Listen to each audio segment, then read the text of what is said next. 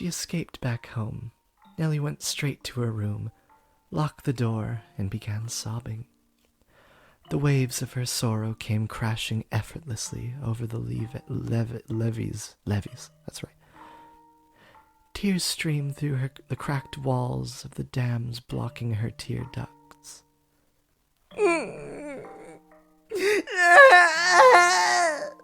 Why? Why? Why won't you help me, Mel? Why won't you take my side? The decor of her room appeared blurry through her damp eyes. Memories of the day she had it redecorated played back in her mind with crystal clarity. She told me she had no feelings for you! That liar! That liar! She let her emotions run wild, breaking glass craftworks, silver plates designed by famous foreign artisans, flower vases, all sorts of things. It was as though a beast had been set loose in her bedchamber. The vase she tossed shattered against a painting hanging on the wall, spraying water, porcelain, and roses in every direction. It was the portrait she adored so dearly, of her and her brother.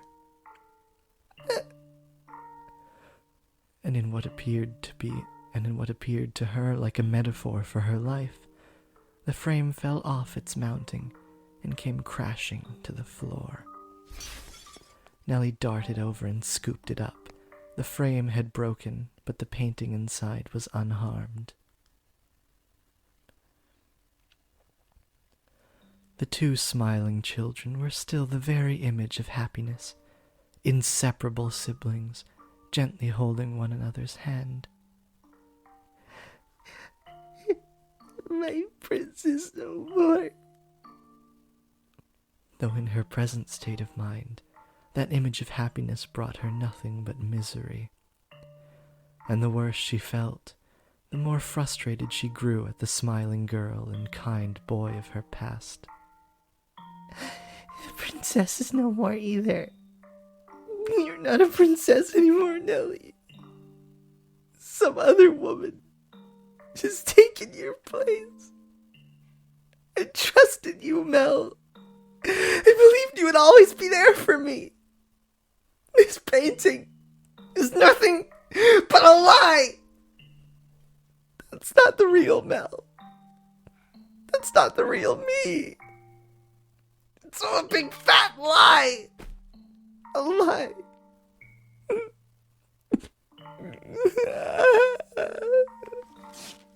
I wish this painting never existed.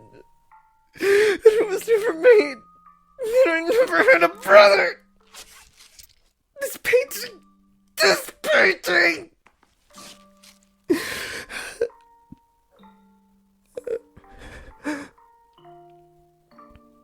In a fit of emotional distress, she scratched feverishly at the painting she once considered precious. She put more force into her fingers than she, or perhaps anyone, might have imagined she could. Flakes of paint began falling off the canvas, and in time, she noticed something peculiar. Huh?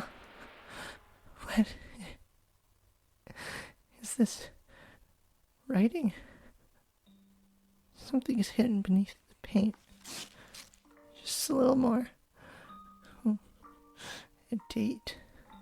Why would that be hidden? What could it be for? Completed May 1587. 1587. She read aloud the faded, scratched-up handwriting. After staring blankly at the text for some time, the color in her face began to drain. What is this? How could this have been painted 16 years ago? I wasn't even born then, and Mel would have been just a baby. Is this not me? Is this not Mel? still more writing. Urged on by her rapidly pounding heart, Nellie furiously scratched away at the painting.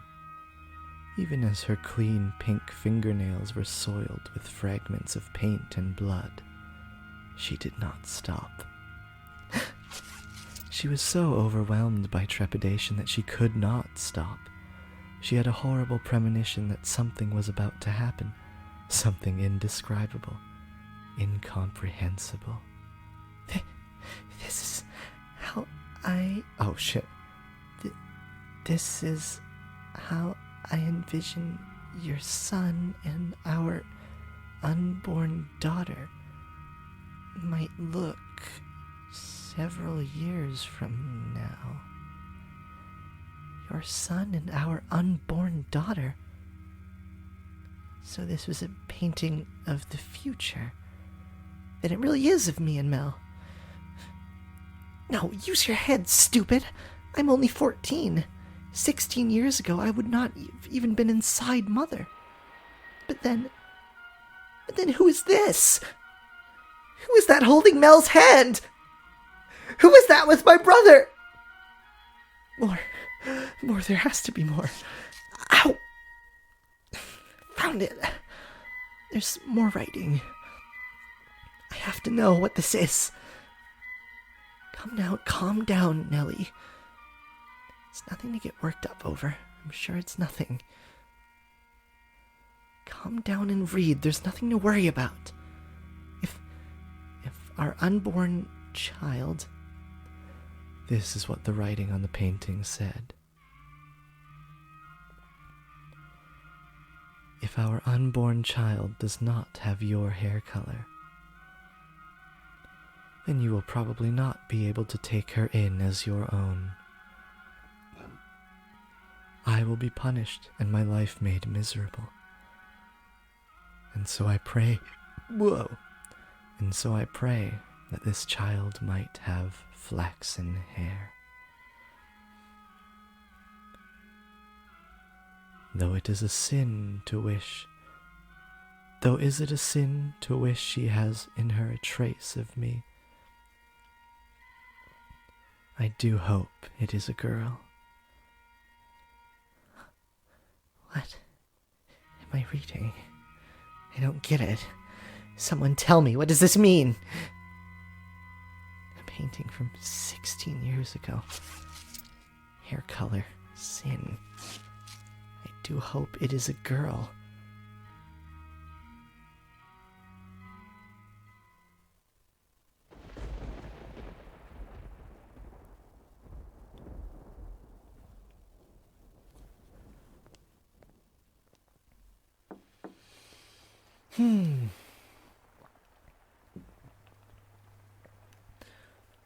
By this point, in my original read-through, I was 100% bought in, if I wasn't already.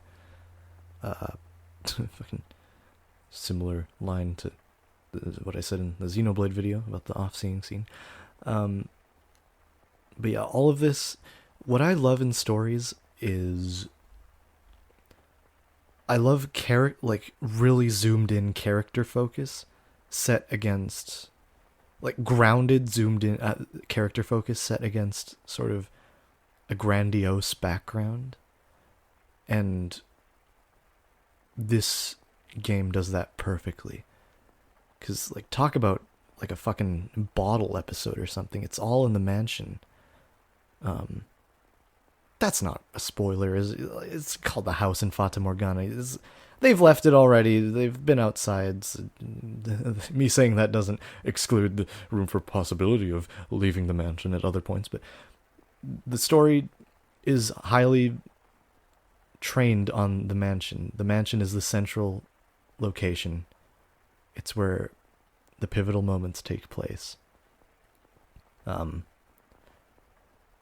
And it is a supernatural fucky, I'm just going on several tangents right now, but I love in Japanese stories at the beginnings of them, at dramatic points, dramatic Japanese stories, the beginning are often something weird and unexplained will happen that won't be fully expanded on until way later. This story has done that in spades already, and those little breadcrumbs just draw you in. They drew me in, and just the fact that this mansion is so fucky and weird and supernatural, though it is host to these intimate, fucking just theater-like interactions between characters. It's the perfect combination, and it's just, that is the reason this became my favorite story ever told. That framework just sort of, that framework got me in that headspace of, oh shit, this could be one of the best of all time. And that framework stayed in place for the whole thing, with deviations, with not insubstantial deviations, but I'm gonna get too far into the weeds there. I'll get more into that as we go. Just know, yes, by this point, I was like, this is a vibe, I love this, I love everything about this, and I cannot wait to keep going. Sorry if that was incoherent. Yes?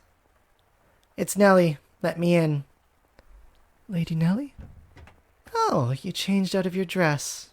That's a shame. It looks so nice on you. It really did look so nice. Almost like you were a princess. Lady Nellie? Say, I've got a question for you. Do you mind? By all means. What color hair did your father have? I beg your pardon? Did you not hear me? Should I repeat the question? No. I assumed it would be about Lord Mel. I'm just so curious about where you got that white color from. My father was more tan than white, so I didn't inherit my paleness from anyone. I asked about your father's hair color. Why would you want to? There's no reason you can't tell me, is there? My father, had white hair. But that was simply because he was an older man. I do not think he was born with...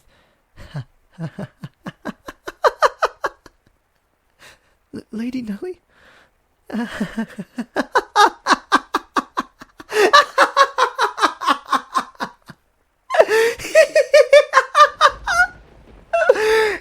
what? I figured it out. I figured it all out.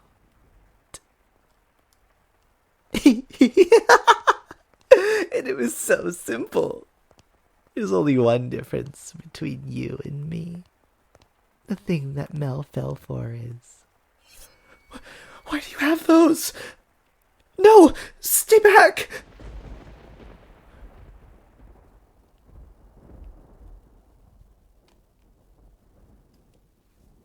In the home stretch.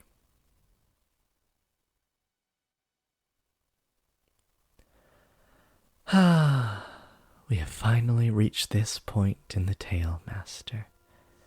If your memory has been refreshed, then we can return to the mansion immediately. Very well, then. If you insist, Master, we shall proceed with the story. It was a stormy night, much like the one the white-haired girl had first arrived on. It was quiet as a crypt in the mansion, not a single light visible in the halls. I'm getting a phone call. One moment, please.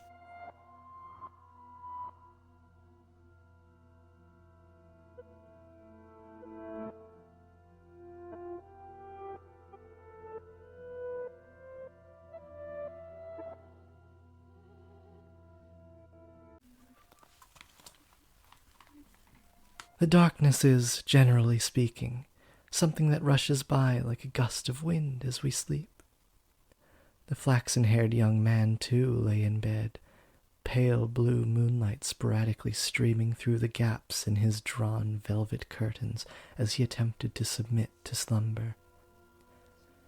He was having difficulty drifting off, but as time trickled onward, he drew closer and closer to the arms of Morpheus.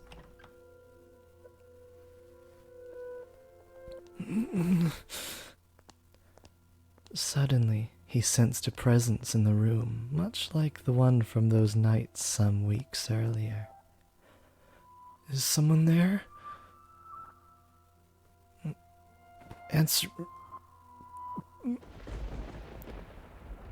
A slender, feminine finger pressed gently against his lips. There was no hostility in the motion, but rather a great deal of affection. "You're..." The silhouette faintly visible in the dark room was the same as that night.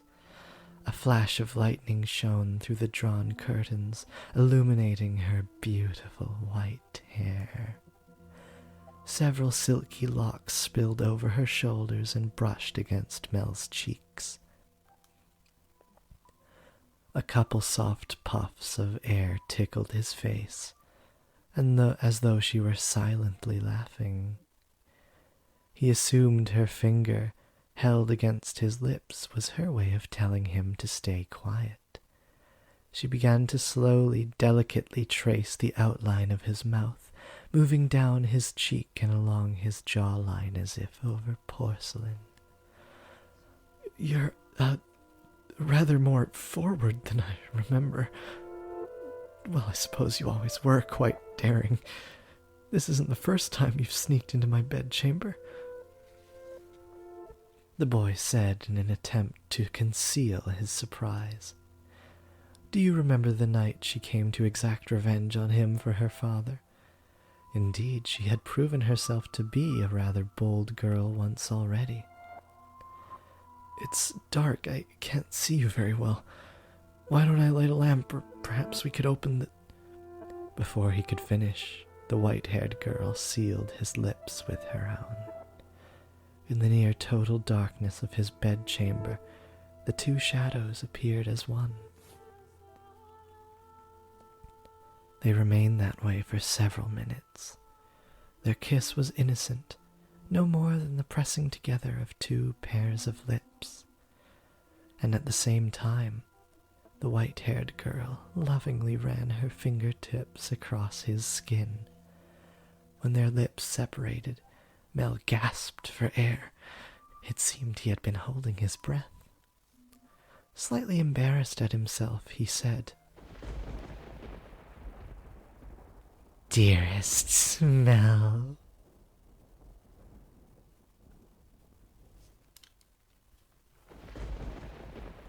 I'll drink to that.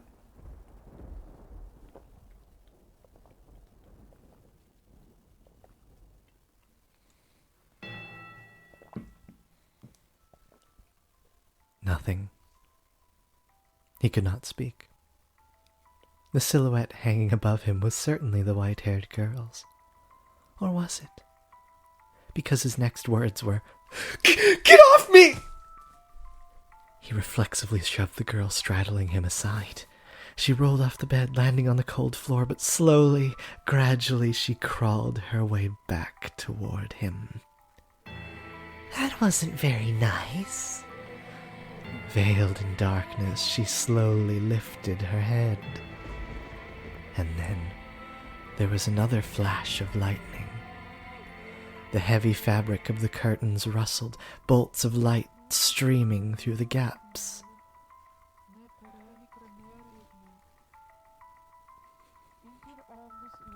Her flaxen irises glimmered, though in the bluish white light, they took on a twinge of almost golden glow. "No need to be so rough. This isn't the first time she's visited your bedchamber, is it, Mel? Or did I not kiss you the same way? Tell me, how does she run her fingers across your skin? What does she do when she nuzzles up to you? Stop! Stop this madness, Nellie! Why would you do this? Because you like white hair, don't you, Mel? You like white hair, which is why you fell for her, isn't it? So if I have white hair, then you'll fall for me too. Then I can be your princess again, dearest Mel. What are you even talking about? He could not escape from her, from his sister's piercing gaze. Why? What happened? How could she? Questions crashed into the young man's mind like waves in a stormy sea. But none of them found answers. They simply caused him further perplexity. Your hair. What happened to your hair? How did you get it that color? Oh, this?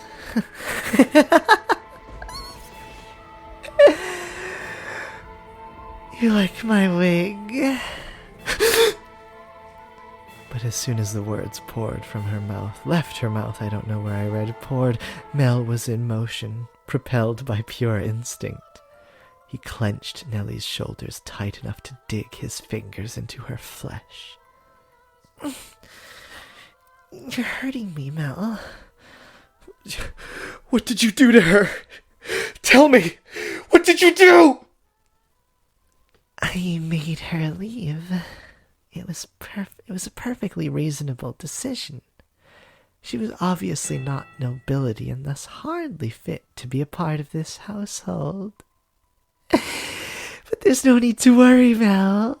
I'm here to take her place. You sound like a mad woman. It doesn't matter if she was of noble blood or not. She promised she would stay by my side. So why? How could you do that to her? I promised that... Oh, shit. I promised you that long before she ever did.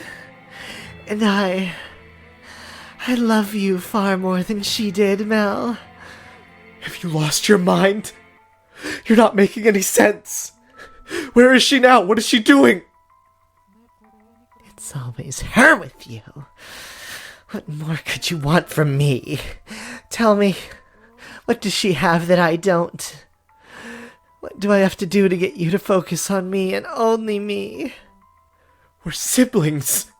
You don't understand what you're doing. Don't you understand what you're doing?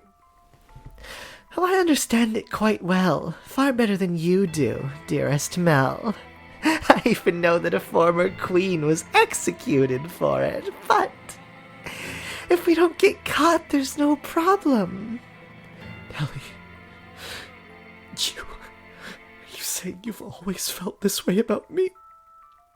Oh, you didn't notice, dearest Mel. You truly are a dense one. I guess romance just isn't your strong suit. But you've noticed now, haven't you? You know exactly how I feel about you, right? Quit it. Enough. Don't say anything else. Stop. Stop having these insane feelings for me. It's disgusting.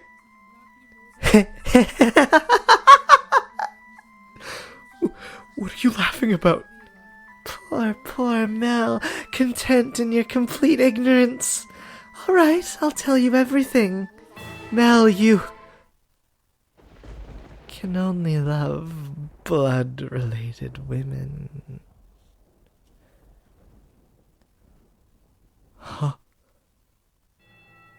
His cackling sister appeared to him like some kind of inhuman life form. Her actions and incomprehensible exclamations slowly drained him of his strength. What kind of deranged nonsense is that? I love her.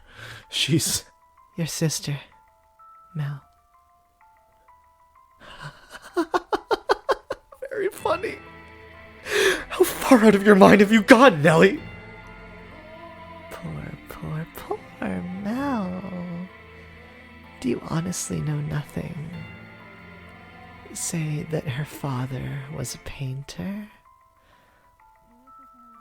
He painted pictures for a living. What of it? For a time, her father painted for our family. You've seen the picture before, dearest Mel, the one hanging in my room of the two of us. That was painted by her father. He did a good job, didn't he? I kept asking and asking until you finally agreed to hold my hand. And how did you feel about that?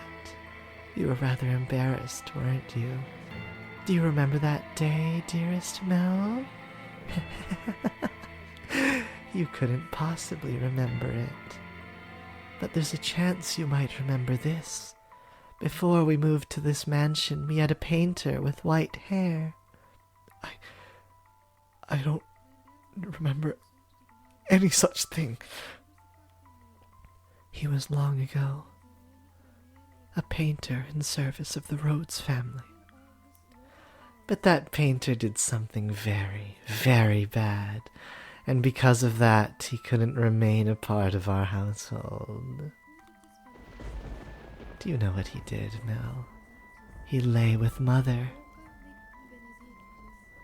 My father was chased from your house.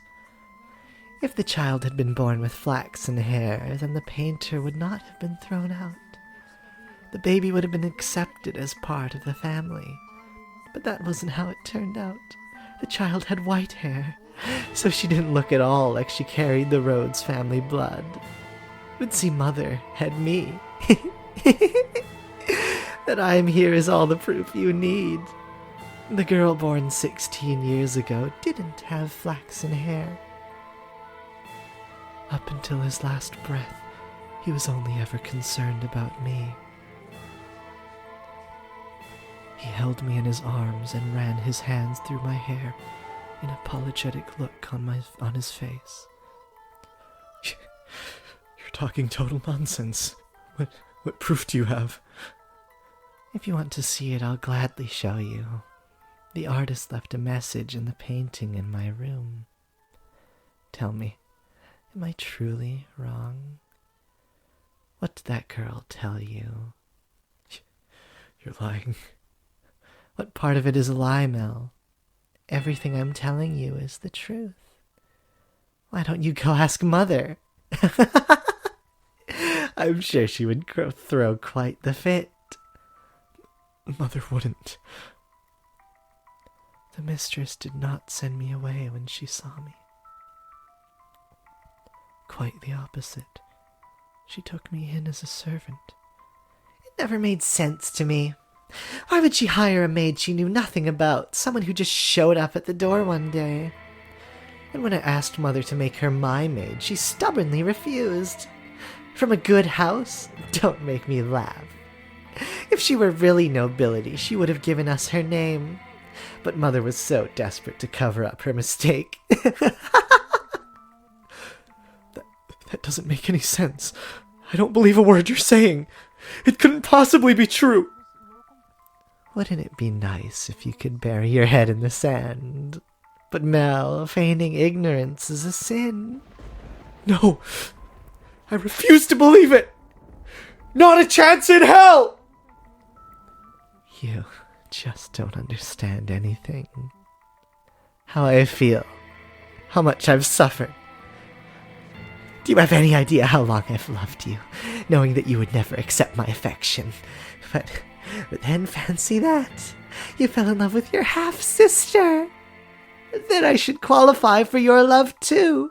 Then I should qualify for your love too, shouldn't I, Mel? Stop it. Enough. Shut your mouth. Not another word.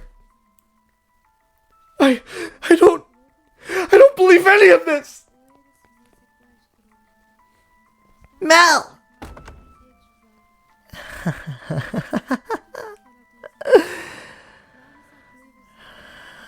I know you'll never love me.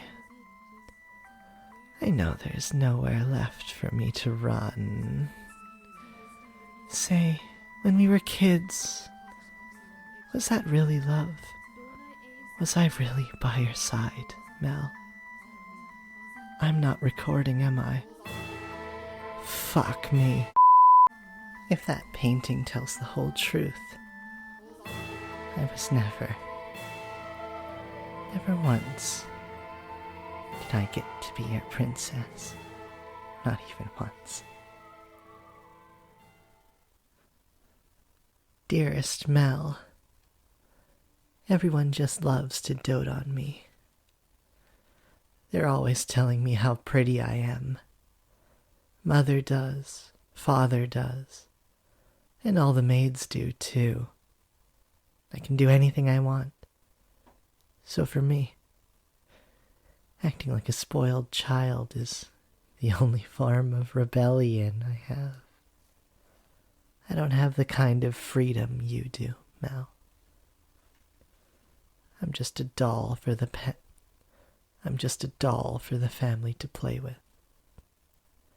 When I have visitors, it's only ever for show. So it's not my fault that I don't have friends. Dearest Mel, you're the only one who's ever cared about me more than anything in the world. Dearest Mel, I always knew how I would react if you fell in love. I would cry my eyes out. I would envy her to death. I would get angry as a bull. But eventually, I would have given up. I knew I could never have it my way after all. My feelings would never bear fruit. So why? Why? Did she have to be your sister? Tell me. Why?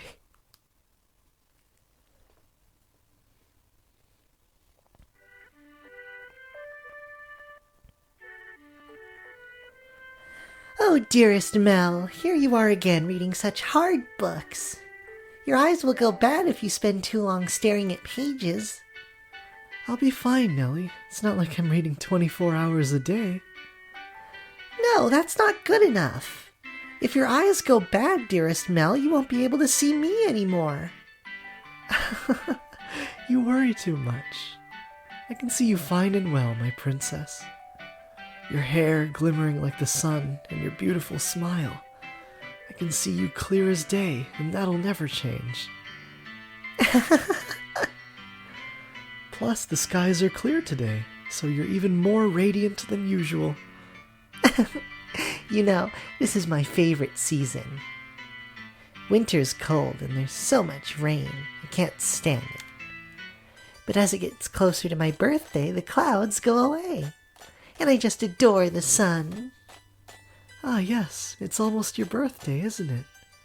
Have you decided what you're going to ask Father for? Not yet. I want pretty dolls and shoes with sparkling gems. And I also want a pretty dress like the ones Mother wears. A list that long is asking a bit much, even for Father. But dearest Mel, I already have what I want the most. So the truth is, as long as I have that, I don't need anything else. Oh? And what would that be? The hairpin they bought for you the other day? Or maybe the song they had written for you last year? None of that, dearest Mel. Huh, then what could it be? Now I'm really curious. What is it that's so valuable to you? That's a secret. Girls have so many secrets, I just don't know what to do. Say, dearest Mel, would you run your fingers through my hair? Just for a little bit. What's gotten into you, Nellie? Why are you so hungry for attention all of a sudden? Please, dearest Mel. Oh, Nellie, what am I going to do with you? Come over here.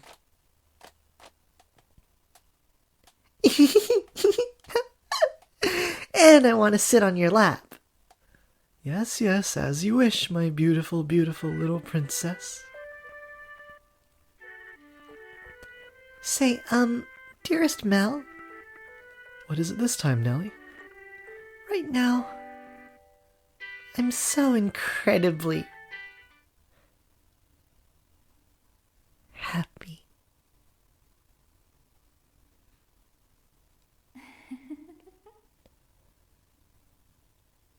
I don't remember whose laugh that was.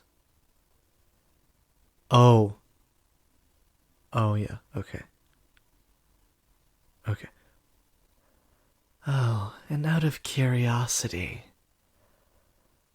who was it that you really cared so much about?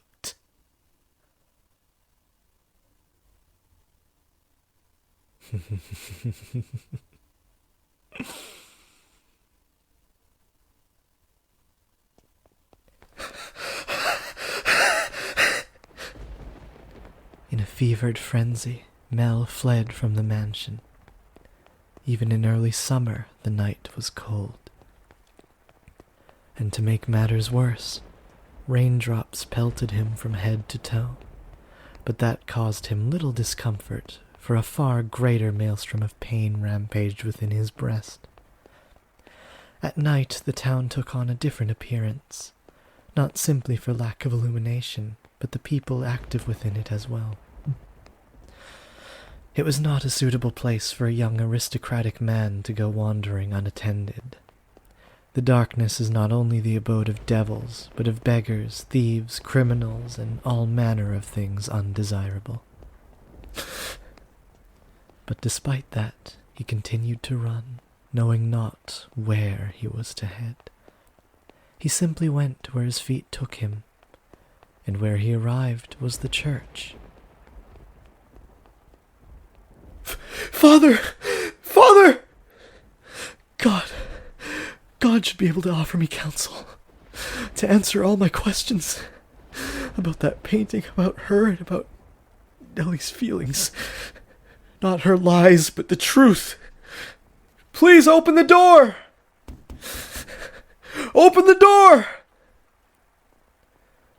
But as you might expect, the door was locked, and the priest showed no sign of responding to his calls. The sound of the pouring rain drowned out everything else. His head drooped feebly. He looked like a helpless little calf who had wandered alone onto a dark, precarious mountain path with no end in sight. Why? Why won't anyone tell me the truth? All I want is for someone to tell me it's not true. Have I sinned? No, I don't know anything. I didn't know. No, none of it's true. So I haven't done anything wrong. I am not at fault, am I? Nevertheless, his sister's claims and her laughs continued to echo within his head. If he truly believed it to be false, he would have gone to look at the painting. That he could not was an indication that uncertainty had a stronger grip on him. Fragmented images of the white-haired painter fluttered through the back of his mind, but he desperately shoved them aside. What good is the church? What good is theology? What good is God? Something moved near the boy. It stood immediately behind him and grasped his light dressing gown. He had been so consumed in his own world that he had not noticed the person's presence until they were close enough to touch him. Who are you? Standing there was a beggar dressed in tattered rags. He's still begging at the church.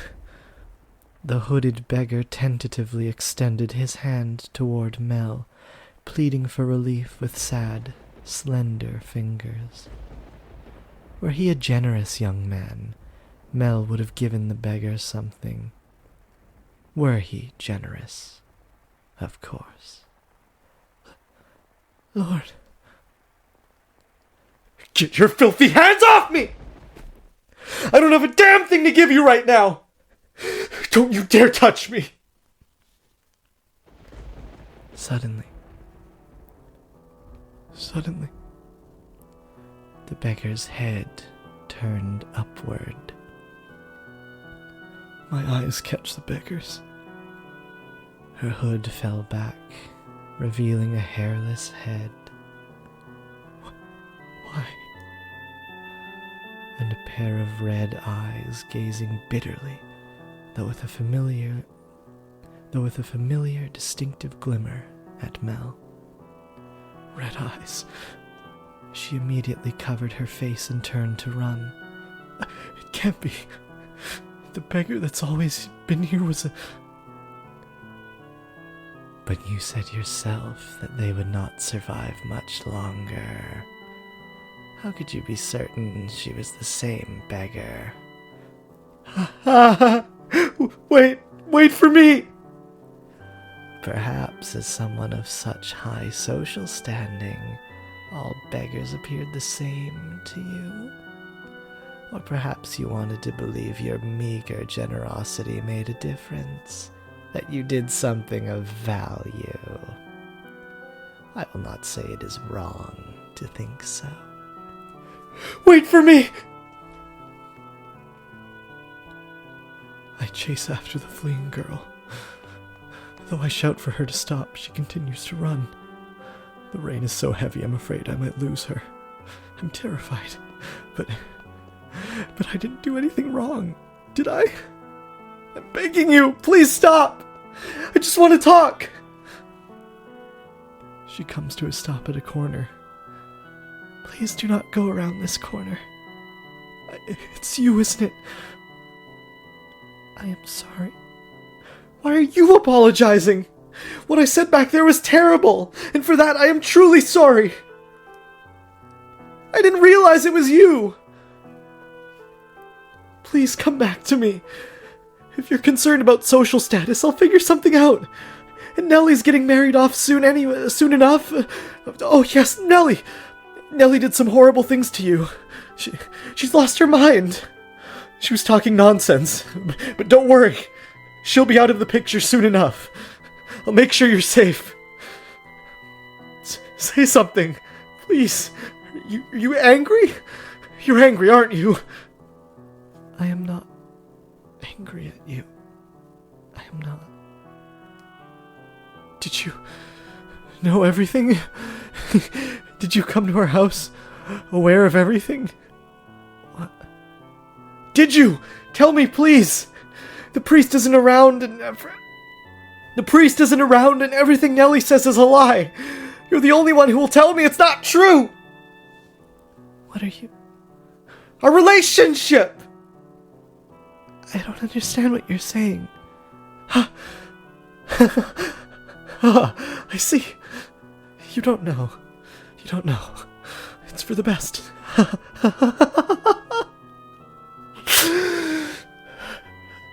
Nellie's the only one who knows. And she'll be gone before long. Everything will be alright. Lord Mel. It'll all be alright. Let's go back. I'll make sure you're never put in danger again. I'm begging you, stay with me. My appearance is no longer suitable to stand at your side. You saw how unsightly I am by the church, did you not? Hair can grow back. That's not a problem. Now I truly look the part of the hideous witch. But I am to blame. It was a sin for me to find happiness in your kindness. What are you talking about? My sin was falling in love with you. Not what happened to my father, nor how we had to spend our days. There's no sin in that. We have our whole lives ahead of us, don't we? With enough time, this whole tragic mess will be behind us. Things will only get better from here. I'll be your prince, like the one who took the girl to see the outside world. So please, give me your hand. Come to me. Don't leave me all alone. I need you by my side. Please. I extend my hand around the corner. I sense her hesitating beyond the bend. I'm begging you. I can't see what's on the other side, but a vision of her reaching out to put her hand in mine wells up in my mind. But that story never had an ending. What? She doesn't take my hand. I doubt the girl ever wrote that letter.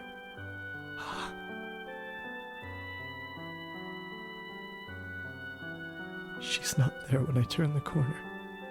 Why? How did things end up like this? Where did I go wrong? Oh God!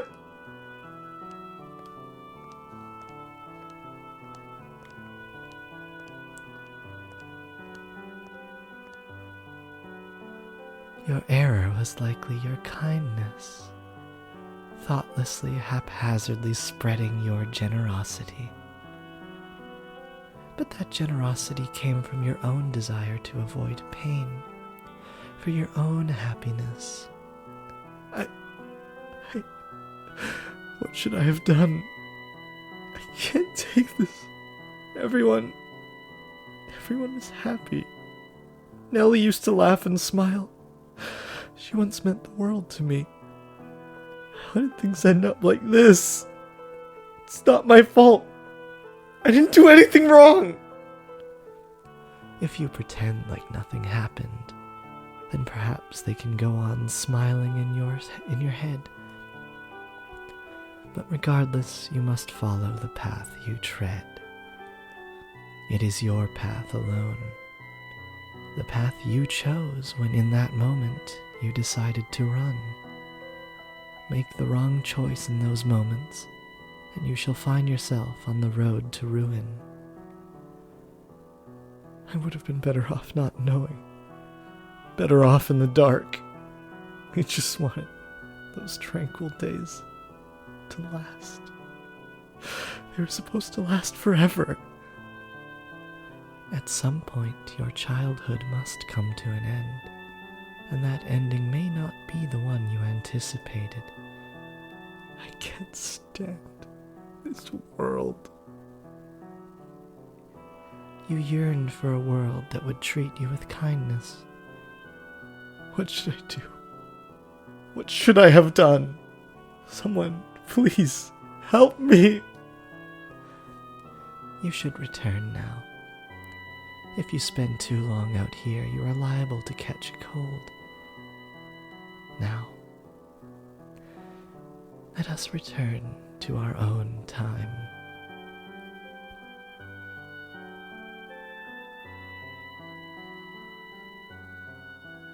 What a way to start this game, man. Perfect. No notes.